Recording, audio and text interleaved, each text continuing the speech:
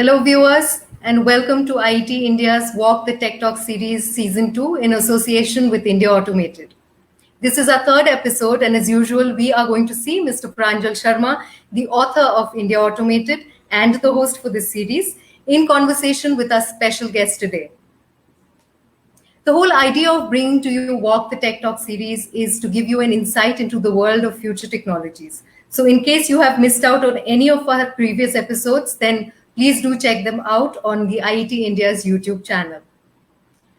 Now, before we kickstart with today's episode, I would like to just tell you a little about the world of IIT India.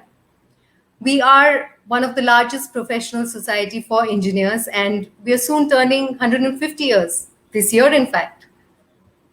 And what you see on the screen is what the world of IIT India has to offer. So we have knowledge services, memberships, and communities. So in case you want to become a member of the IIT, you can scan the QR code which appears on the screen, or you can send us an email at indiamembership@theiit.in.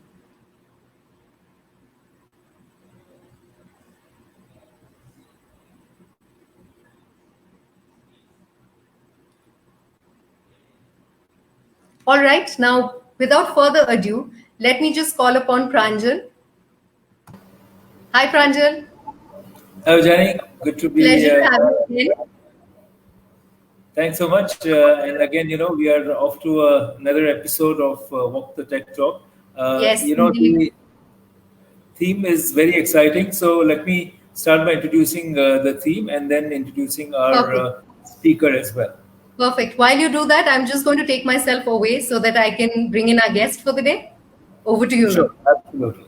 So today we're going to be talking about 5G. A lot of discussion has happened on 5G, but we'll look at the means of how 5G can help in leveraging innovation for industrial applications. And of course, consumer interest is always there, but the way 5G can be applied for engineering, manufacturing, and perhaps even for services, because now you have a lot of blended activity which is taking place. So at this point, I'd like to invite and bring Monica Gupta.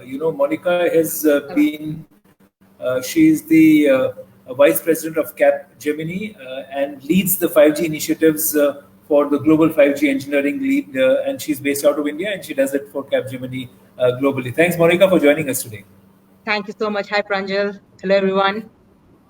So, Monica, 5G is something which is assuming mythical proportions right now. If you look at it, everybody thinks that 5G is going to solve our problems, but at the same time, as individuals and institutions, we're still struggling with 3G and 4G.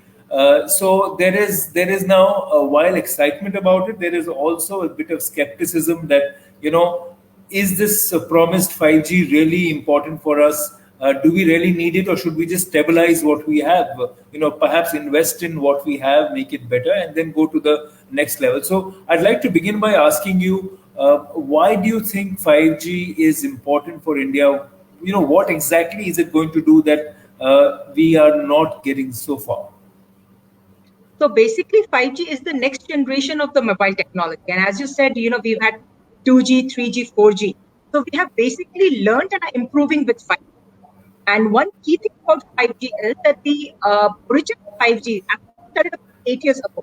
So 8 years ago, we started on the IMT 2020 vision, basically how we see mobile communications evolving globally and to suit people, individuals, in businesses, industry, and society in 2020. So it is actually a part of a program, and it has taken 8 years to design it, and with a special focus also of making it industry grade. So it basically addresses a lot of better efficiencies and improvements over 3G and 4G, and also has specific focus towards industrial application. And that's what it's meant. So when you say industrial application, what does it mean? So industrial applications, so if you see today, most of the mobile technology is being used by individuals, by consumers. Whereas we have a complete, if you look at the world, it's you have people, and then you have industries and you have businesses. Most of the businesses, 90% plus, still uses wired technology, wired solutions. And a lot of flexibility and efficiency can come with mobility. I mean, if I were to restrict myself with a wired connection, I would actually be very constrained. So, but for any mobile technology to be used by industry, there are certain criteria and critical aspects which an industry needs. Reliability, high speed, low latency, good response times, better security, and all of kind of count in making the technology industry great. One of the goals of 5G is to be suitable for industry applications, and a lot of work has gone into doing that. And which is why you say 5G for B2B or 5G for enterprise. So can you give an example of a couple of use cases, Monica, where industry business leaders can look forward to it and start considering its applications? Sure.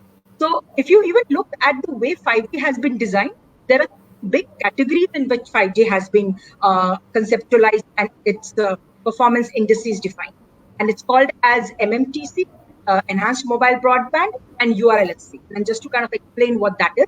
So MMTC is massive machine type communication.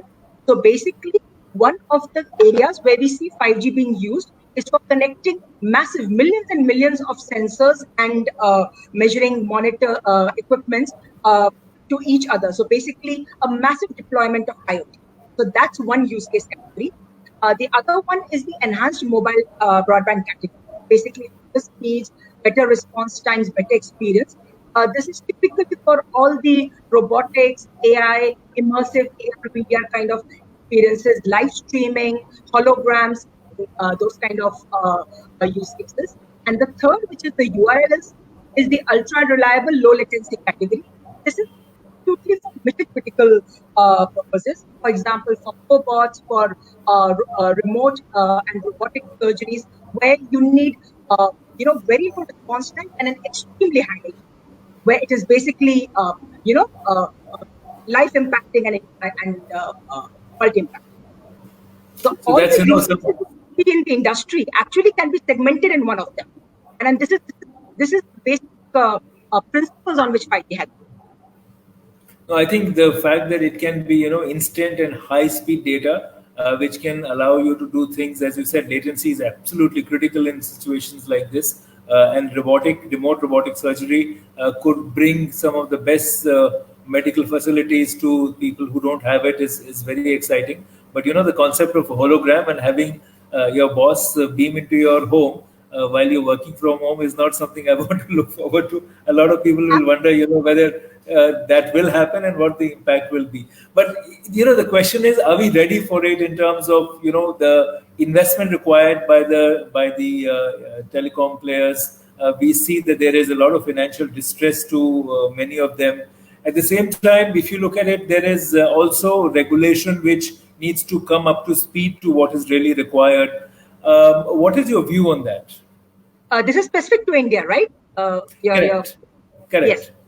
Pranjal, I have a little bit of a different viewpoint when it comes to 5G for India.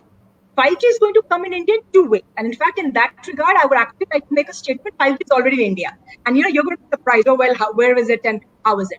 So the two ways in which 5G is going to come in India, the first one is Make in India.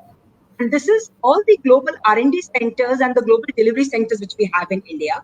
A lot of 5G research and development is already happening out of India. And the organization where I work in Capgemini, and I am based here in Mumbai, and we are setting a global 5G R&D lab here in Mumbai. So that aspect of making it 5G is already here. And a lot of organizations, the telecom chip manufacturers, the equipment manufacturers, even the other platform and application manufacturers, and IT services and solutions companies like us, we are investing into the 5G research. The other aspect, of course, is 5G becoming commercially available in India. And that, honestly, is just a matter of time. So the government is already talking of the 5G trials. It is important for us to identify where 5G is going to work for us. And like we say that, 5G is important from a B2B point of view. There also has been industry readiness to adopt. So, and in India, we need not just, and you will see the trend globally also, you need not wait for 5G. You can start 4G. So private 4G network and then evolving to 5G. So it is evolution, and anyway, 5G is not something which is radical. 5G is evolution of 4G. Well, Monica, it's also very exciting to see personality like you in the world of telecoms and technology. What has been your journey like, and what is your world like? Because most of the leaders we see in this field are men, but you seem to have carved a very special space for yourself. Well, honestly, Pranjal, I mean, first of all, thank you so much for this, but I don't think any of this was planned. And honestly, I'm grateful to have got these opportunities at work. So I am basically what my work experience and my life experience has made me. And it's so surprising that we talk about this today, we bring this question today. Exactly today, 29th May, I complete 25 years at work. 29th May 1995, I started my first job with Siemens. And it's been a journey. I honestly owe all my experiences and all my learnings to fantastic organizations and my seniors and the people with whom I've worked.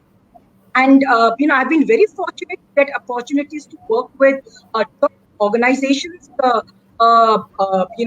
be it Siemens, be it Ericsson, Bharti Airtel, and now Capgemini, and in different roles across geographies, across countries. So it's very exciting. I'm a technology enthusiast, so I love this. My final question, Monica, it's great to hear that, and I'm sure a lot of people will be inspired by what you're doing and what you have achieved.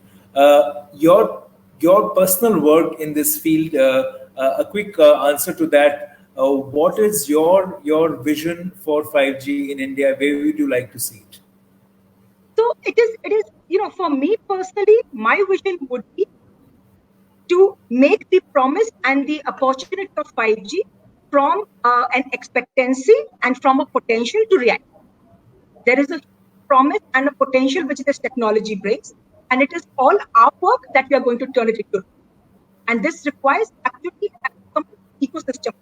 The industrial players, the telco players, and the technology players. All of them have to come together to make this work. So, and I would love to play a role in this, and I hope to play a role in it. Thank you, Monica. Thank you for joining us and sharing this. And I'm sure, when 5G arrives in India and, it promises to change our work and personal lives, I'm sure there'll be an important role that you would have played. Thanks again for joining us for Walk the Tech Talk. Thank you so much. Thank you so much. Thank you. My pleasure.